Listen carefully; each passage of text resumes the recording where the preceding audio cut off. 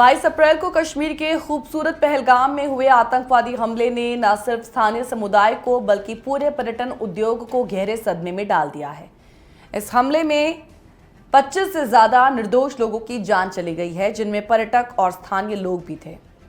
हमले का असर कश्मीर के पर्यटन उद्योग पर गहरा पड़ा है और अब सवाल उठने लगा है कि क्या ये स्थल, ये जगह, ये राज्य पर्यटन के लिहाज से अपने रिकंस्ट्रक्शन की प्रक्रिया में क्या कभी सफल भी हो पाएगा या फिर नहीं? क्या स्थितियां कभी ट्रैक पर आ भी पाएंगी या नहीं? और यदि ऐसा होगा भी तो इसे कितना समय लगेगा? पर्यटन का गहरा असर, जब हम इसकी बात करें तो इसका एक ताजा सर्वेक्षण सामने आया है। आपको बता दें कि 62% परिवारों ने जो मई से दिसंबर 2025 तक कश्मीर यात्रा के लिए ही पहले ही उन्होंने बुकिंग करवा रखी थी, अब उन्होंने अपनी योजनाएं रद्द कर दी हैं इस अटैक के बाद। लोकल सर्कल्स द्वारा किए गए सर्वेक्षण में 21,000 से अधिक प्रतिक्रियाएं मिली हैं, ऑथेंटिक रिएक्शंस हैं, और इन रिएक्शंस से ये क्लियर होता है कि हमले ने कश्मीर यात्रा के प्रति विश्वास को पूरी तरीके से ब्रेक कर दिया है। एंड अगले कुछ महीनों में होने वाली अमरनाथ यात्रा पर भी इसका गहरा असर पड़ने की संभावना है। कश्मीर में इस वर्ष के शुरुआत में 2 करोड़ से ज्यादा पर्यटक आए थे और पर्यटन उद्योग की काफी उम्मीदें थी कि इस बार का सीजन रिकॉर्ड तोड़ने वाला होगा। लेकिन अब इस हमले के बाद घरेलू एयरलाइंस को श्रीनगर के लिए 15,000 से अधिक फ्लाइट कैंसिलेशन या रीस्केड्यूलिंग के अनुरोध प्राप्त हो चुके हैं, क्योंकि पर्यटन पर अब गहरा असर पड़ा है। और जो लोग पहलगाम अटैक से पहले यहाँ टूरिस्ट आए थे वो यहाँ से जा चुके हैं और कुछ अब भी निकल रहे हैं जो उस वक्त ऑल ऑफ सडन नहीं निकल पाए थे। ऐसे में वहाँ के लोकल लोगों की भी अपनी चिंताएं हैं, जो वहाँ पर टूरिस्ट थे उनकी भी अपनी चिंताएं हैं। आइए उनके रिएक्शन आपको दिखाते हैं। काफ़ी सफ़र किया हमने पिछले 20 सालों से। अब 3-4 साल से हमारी इकोनॉमी थोड़ा ग्रो हो रही थी। आप तो देख रहे हैं अब क्या है, इसकी जितनी भी कंडेमिनेशन होगी एकदम। हमारे पास शब्द नहीं है कि हम बयां करें कि हम कैसे दुखित है और आतंकित भी है। तो हमारे और 2 दिन थे कश्मीर में रहने के लिए, तो हम लोग अपना सब टूर कैंसिल करके अब अभी जा रहे हैं जम्मू।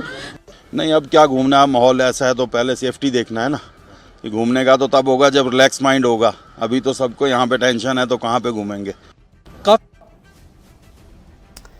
जो हुआ है उसके बाद अब सुरक्षा और सरकार की भूमिका पर सवाल उठने लगे हैं। बहुत से सवाल हैं और देखा जाए तो कश्मीर पर्यटन उद्योग में काम करने वाले ऑपरेटर्स और व्यवसायियों का फिलहाल अभी मानना है कि अगर सिचुएशन को जल्द ही संभाला नहीं गया तो इसका एक लॉन्ग टाइम इफेक्ट जो है, लॉन्ग टर्म इफेक्ट है, वो हमें देखने को मिलेगा। इनफैक्ट 38% लोग जो पहले यात्रा करने का इरादा रखते थे अब भी अपनी यात्रा को लेकर, हालांकि वो कहीं ना कहीं काफी ज्यादा ऑप्टिमिस्टिक है, आशावादी है, लेकिन समग्र माहौल में सतर्कता कहीं ना कहीं बनी हुई है। जम्मू कश्मीर के विधायक साजिद लोन ने भी इस हमले को आर्थिक रूप से कमजोर करने की साजिश बताया और कहा है कि ये कश्मीर के पर्यटन उद्योग के लिए गंभीर खतरा है। पीएम नरेंद्र मोदी ने इस हमले की कड़ी निंदा करते हुए आतंकवादियों और उनके समर्थकों को कड़ी सजा देने की तो बात कही है, जिन पर उनका प्लान ऑफ एक्शन भी शुरू हो चुका है। सरकार का कहना है कि इन आतंकवादियों और उनके मास्टरमाइंड्स को ऐसी सजा दी जाएगी जैसा उन्होंने कभी इमेजिन भी नहीं किया होगा। 140 करोड़ भारतीयों की इच्छा शक्ति आतंकवादियों की रीढ़ तोड़ देगी। पर्यटन पर प्रभाव और रिकवरी की संभावनाओं की बात करें तो इस हमले का असर सिर्फ स्थानीय स्तर पर ही नहीं बल्कि वर्ल्ड वाइडली महसूस किया गया है। भारतीय पर्यटन उद्योग के प्रमुख संगठनों ने इस हमले के बावजूद जम्मू कश्मीर के पर्यटन को बढ़ावा देने की बात की है। भारतीय पर्यटन ऑपरेटर एसोसिएशन के अध्यक्ष मानते हैं कि ऐसे आतंकवादी हमले हमारी मोरालिटी को अफेक्ट नहीं कर सकते। हालांकि कश्मीर में घरेलू और अंतर्राष्ट्रीय पर्यटन पर नेगेटिव प्रभाव डालेगा। हालांकि यात्रा उद्योग के विशेषज्ञ कहते हैं कि कई हमले होने के बावजूद इस क्षेत्र में पर्यटन को बनाए रखने के लिए सभी पक्षों का सहयोग और सरकार की एक जो सही पॉलिसी होती है उसकी जरूरत है, क्योंकि ट्रस्ट को रिस्टोर करना सबसे इंपॉर्टेंट होता है। और जब हम बात जेएनके की करें तो वहां पर ट्रस्ट रिस्टोरेशन सबसे बड़ा मसला है। फिलहाल तो travel agency association of India के अध्यक्ष ने भी सुरक्षा इंतजामों को मजबूत करने की अपील की है, ताकि फिलहाल वहां पे जो अभी भी पर्यटक हैं उनका विश्वास जो है वो बहाल किया जा सके। हालांकि ये इतना आसान नहीं है, लेकिन वो मानते हैं कि ये हमला निश्चित रूप से आगामी सीजन को प्रभावित करेगा। लेकिन अगर सुरक्षा को बढ़ाया जाए तो कश्मीर पर्यटन का प्रचार किया जा सकता है।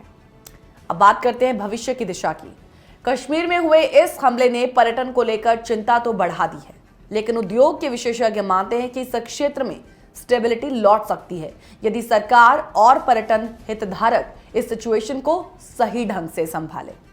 कश्मीर के टूरिज्म को बढ़ावा देने के लिए सरकार को न सिर्फ सुरक्षा की गारंटी देनी होगी, बल्कि स्थानीय और अंतर्राष्ट्रीय स्तर पर कश्मीर के प्रति विश्वास को भी बहाल करना होगा।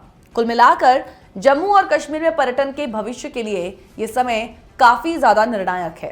पर्यटन उद्योग और स्थानीय व्यवसायों के लिए कश्मीर की इकोनॉमी का पुनः निर्माण और स्थिरता बेहद जरूरी है, और इसके लिए सरकार और संबंधित पक्षों का सहयोग भी महत्वपूर्ण होगा।